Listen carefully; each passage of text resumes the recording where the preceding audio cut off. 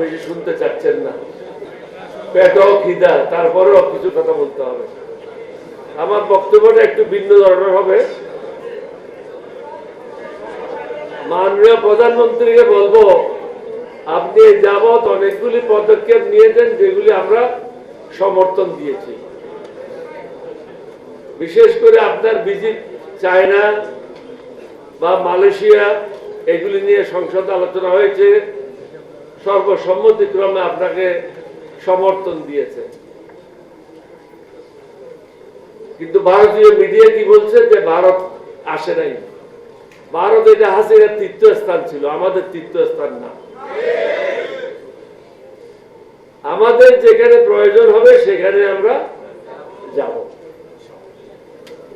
দেশের প্রয়োজনে যেখানে যেতে হয় সরকার সেখানেই যাবে। মাননীয় প্রধানমন্ত্রীকে আমি অনেকগুলি কথা বলেছি, আগেও বলেছি, আজকেও বলে যেতে চাই, আপনি চতুর্দিকে শত্রু রেখে দেশ পরিচালনা করতে পারবেন না।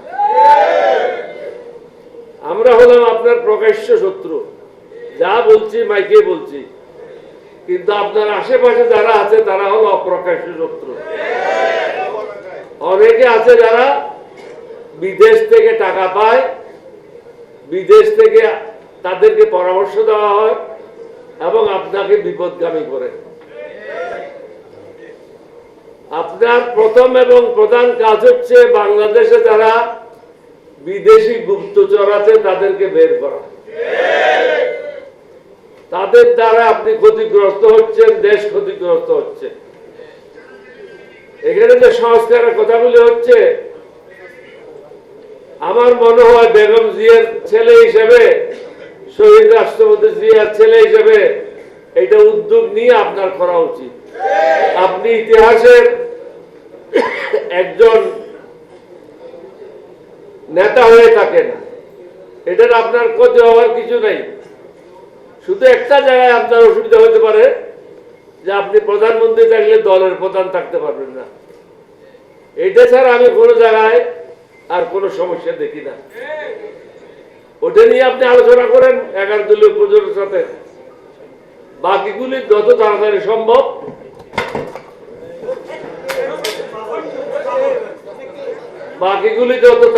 সম্ভব সংসদে আপনি এগুলি পাশ করে দেন।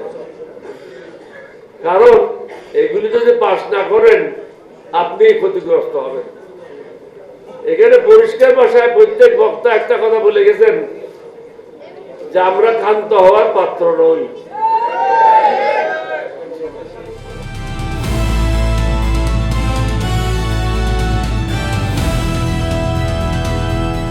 দিনাজপুর টিভি, মানুষের জীবনের কথা বলে।